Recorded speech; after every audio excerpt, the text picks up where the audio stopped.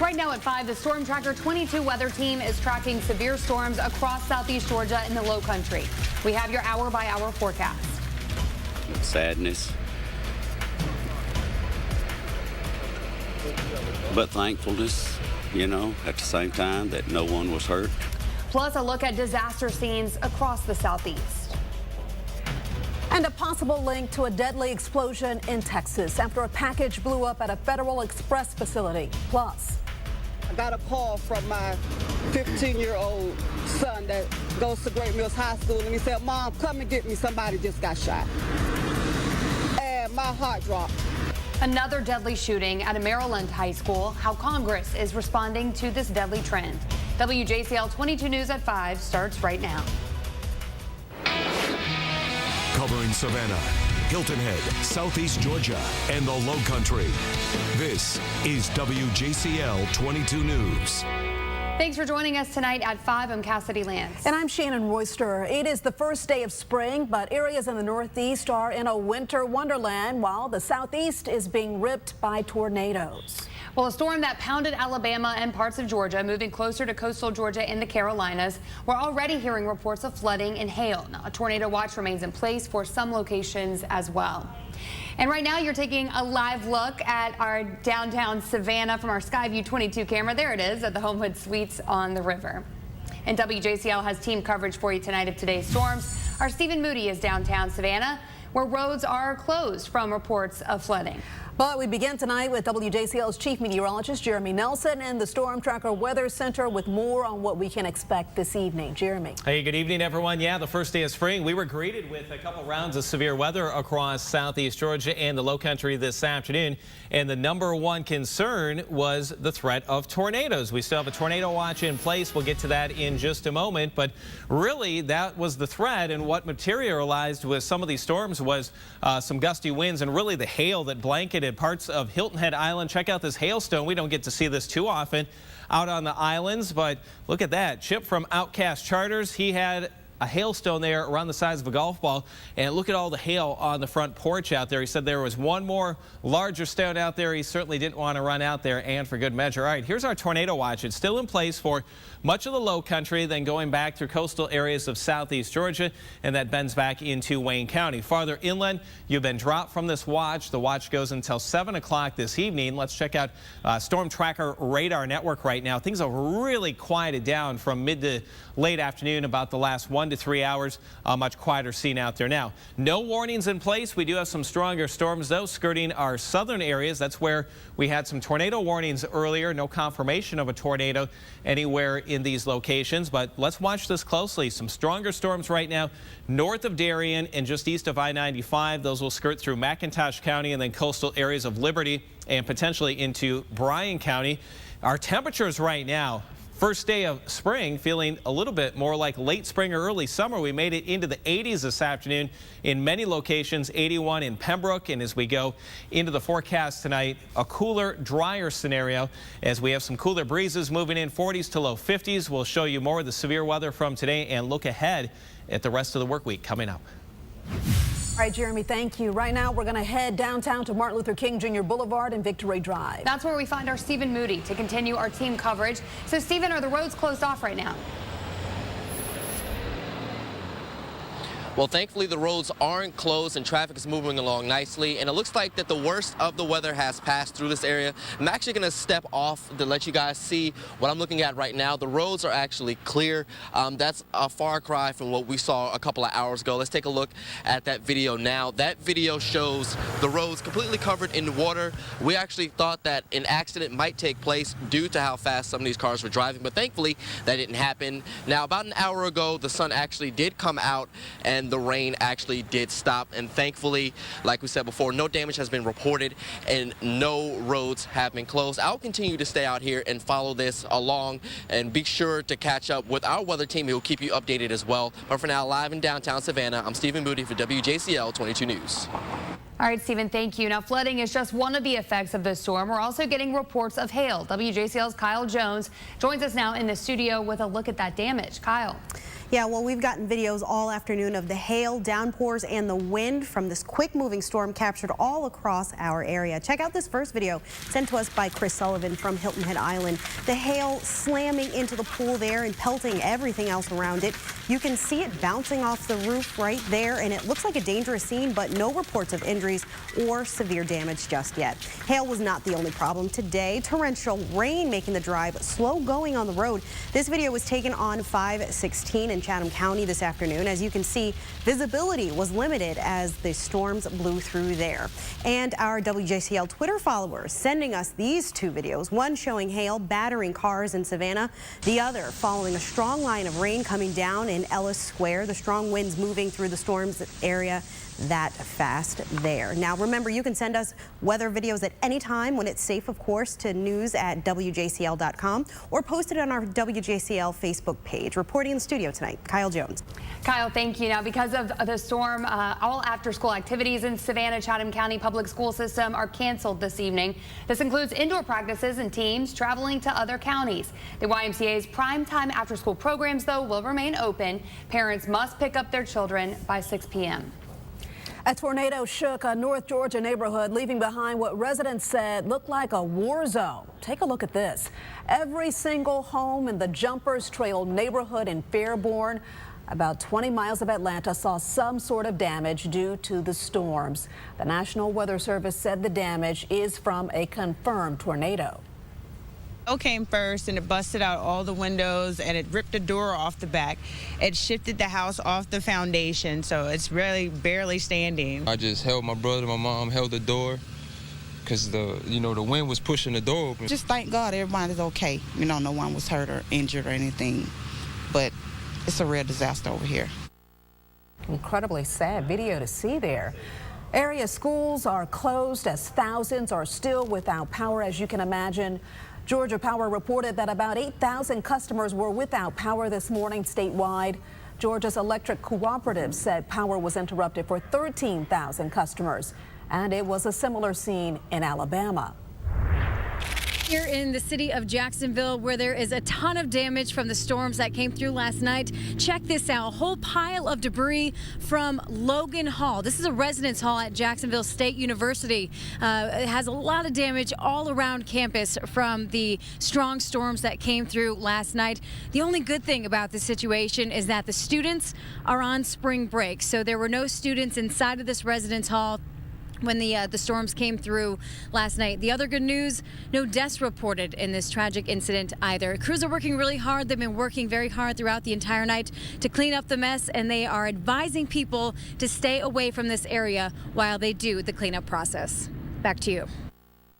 All right, Brittany, thank you so very much. Yes, some very great news. No one was hurt in that. Now, you can track the weather anytime by downloading the free WJCL 22 News app. You can view the interactive radar and hour-by-hour forecast.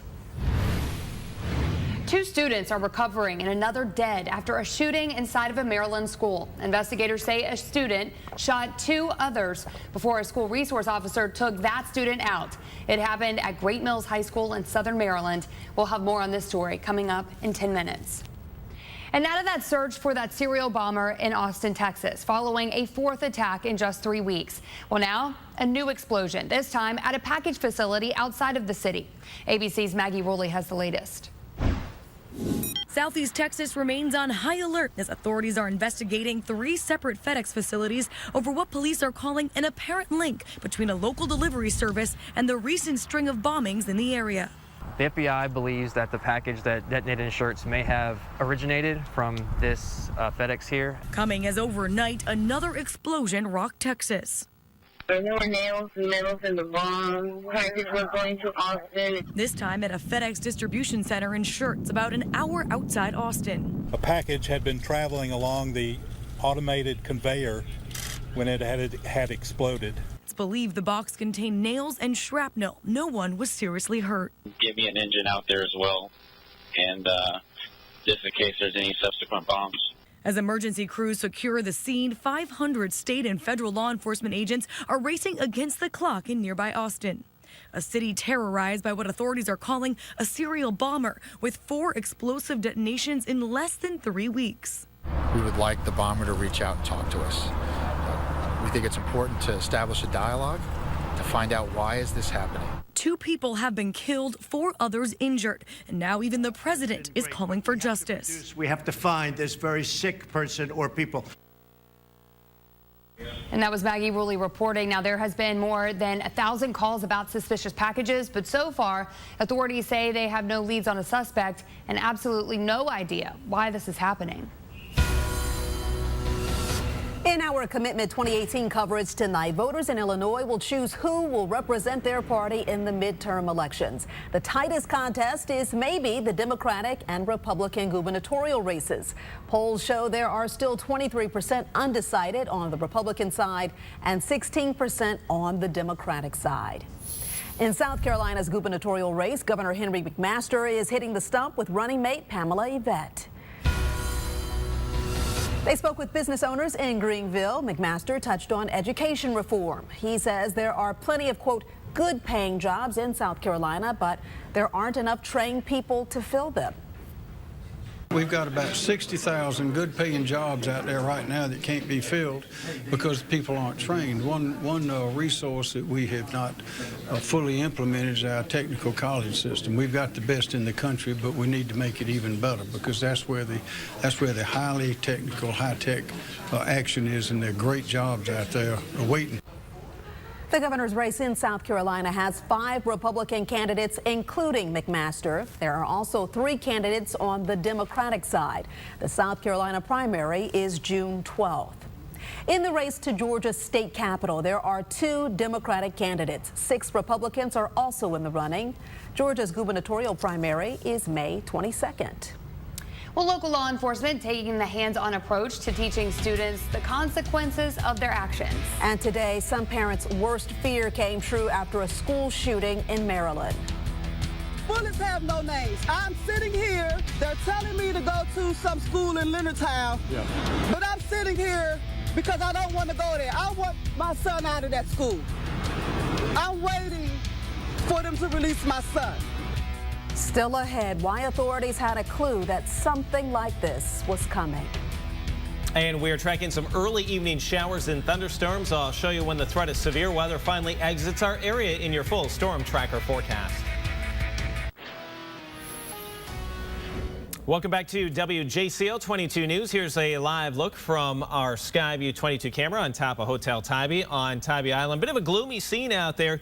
No rain at the moment, but there are some showers and thunderstorms pushing just to the south of Tybee.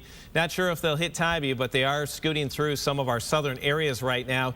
And let's take a look right now down to the south. If you're in McIntosh County, closer to Townsend and to the north of Darien, there is a stronger storm there. Could contain some small hail, gusty winds, some lightning, heavy downpours. We'll continue to track storms and show you when the tornado watch expires across our area in a few minutes. Well, 2 students are recovering and another dead after a shooting inside of a Maryland school. Investigators say a student shot 2 others before a school resource officer took that student out. Now, it happened at Great Mills High School in southern Maryland. The principal says the school investigated threats of a possible shooting last month and found they were not substantiated. Since that threat, the school increased its security. The identities of the students have not been released. We send our kids to school to get an education, and then we get calls that there's shootings and people are dead in schools. When is something going to be done? And then you get calls that your kids are not with you anymore. Something needs to be done.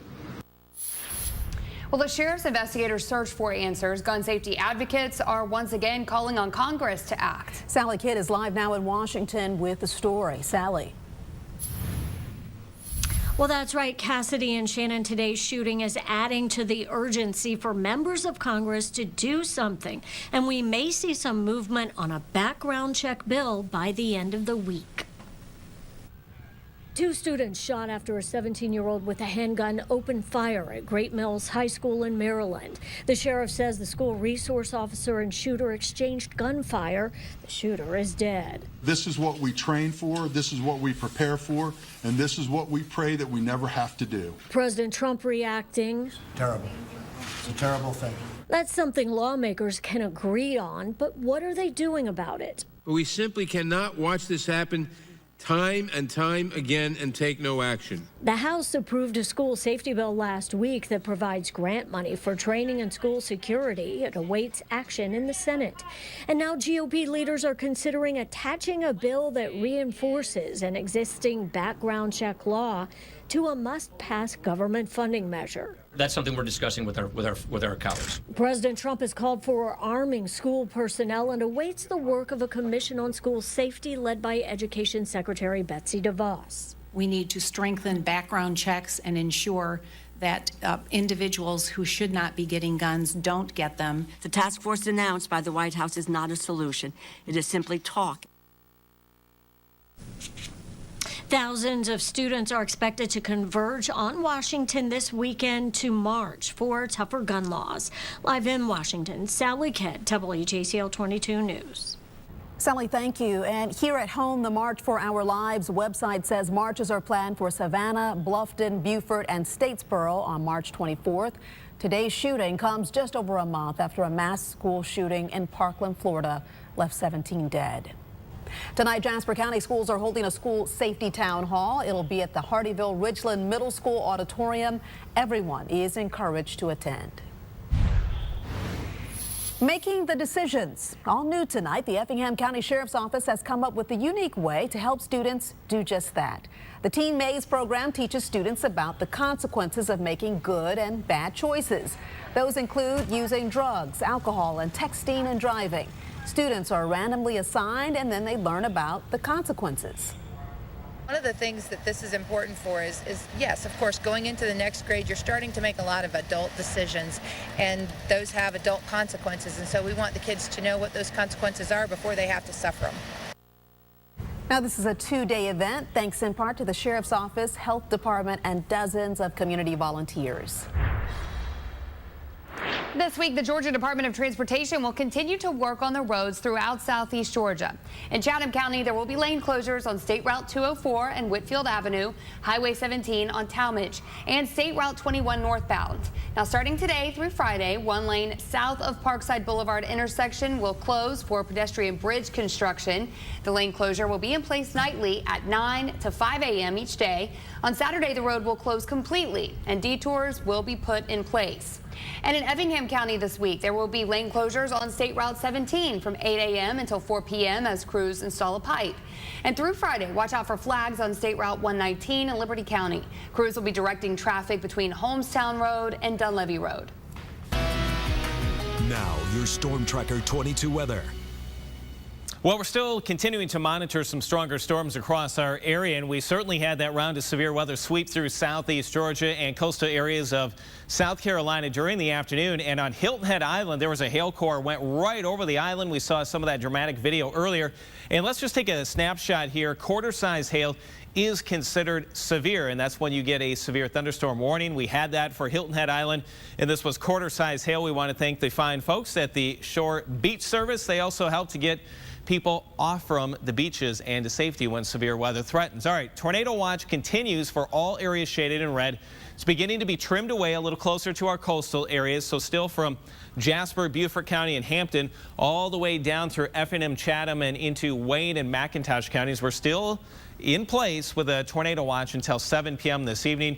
Let's take a look now. The cold front has not cleared our area, and we still have some showers and thunderstorms out there. No warnings at the moment, but we need to watch these cells pretty closely down to our south. This is the area we've really had several rounds of strong to severe storms roll through earlier on today, and these storms are on the strong side. Vivid lightning, heavy downpours, could be some small hail, gusty winds contained within them. Southeast part of Wayne County, and then moving through McIntosh into coastal areas of Liberty County. Quite a bit of lightning with this, and also some torrential rains that will have some water gathering in the roadways for the evening commute. Jumping back up to the Lowcountry just east of I-95, this moved through the Ridgeland area. A thunderstorm headed up toward Sheldon, and that will continue into the Lowcountry. That one is well below severe levels. Outside our weather window right now here in downtown Savannah from the Homewood Suites on the river camera. Hazy sunshine out there at the moment, 77 degrees, still muggy. Dew points at 68. Our winds are south to southwest. Once we get those a little more westerly later on this evening, we'll see a dramatic cool down start to move in. That's not really shown though for our inland areas. They caught more sunshine this afternoon and missed out for the most part on the storms. Low 80s in Statesboro, Reidsville, 80 in the Glenville area, and then 77 through Savannah, Richmond Hill, and down toward Midway with some low 70s up in beautiful Beaufort. Now, Futurecast, let's jump ahead tonight. Notice how by 3 a.m. no storms anywhere across the southeast as we are just looking at cool temperatures starting to move in. Now, tomorrow will be a windy afternoon. Winds will be very gusty, probably gusting 30 to 35 miles per hour as we have this big nor'easter headed through the northeast corridor. Yep, more snow for D.C. and New York City, and that will pull a reinforcing surge of some cool air back in our direction. Here's that chilly cool down by midday tomorrow. We're looking at daytime highs only in the low to mid 60s across our area. And get used to this cooler weather because it really continues as we go into Thursday, Friday, and then this upcoming weekend. A bit milder with highs in the 70s. Another nudge of some cool air gets pushed in for Sunday into Monday, and that's our next chance of a few showers. But at this point, does not look like severe weather. Back to you. All right, thank goodness for that. Well, it is tax season, so don't delay. The deadline to file is just around the corner. And don't wait for your taxes to shore up your finances. Our Chris Tatum tells us who's hiring after the break. Companies across southeast Georgia and the Lowcountry are looking for workers to fill all kinds of positions. WJCL's Chris Tatum shows us who's hiring. From keeping people moving to giving them a quality place to go, here's who's hiring. Mobility Works needs several technicians to work at its Savannah operation. Now, that company outfits cars and trucks with wheelchair accessible gear. Pay for these jobs depends on your experience. To qualify, though, you must be vehicle maintenance savvy, both electrical and mechanical. You must also have a valid driver's license and provide your own tools. And across southeast Georgia and the Lowcountry, the Parker's convenience store chain needs people in all its stores, cooks, cashiers, managers, and more. Pay and qualifications, of course, vary depending on which job you're interested in. Well, if any of these jobs grab your attention, we've made it easy for you to apply. Just head over to our website, wjcl.com, click the link to today's Who's Hiring segment. And if you've got a job you'd like us to feature in this segment, please let me know. Send an email to news@wjcl.com. Include the words Who's Hiring in the subject line. Well, the White House addresses speculation that President Trump is considering firing Robert Mueller. What Republicans are saying about that possibility. And it has become a tradition for people out in California to pack up and leave. How an area devastated by deadly wildfires and mudslides is evacuating yet again as residents there prepare for the worst. And we continue to track isolated strong storms across parts of our area. I'll show you when the threat of rain exits and much cooler temperatures return coming up.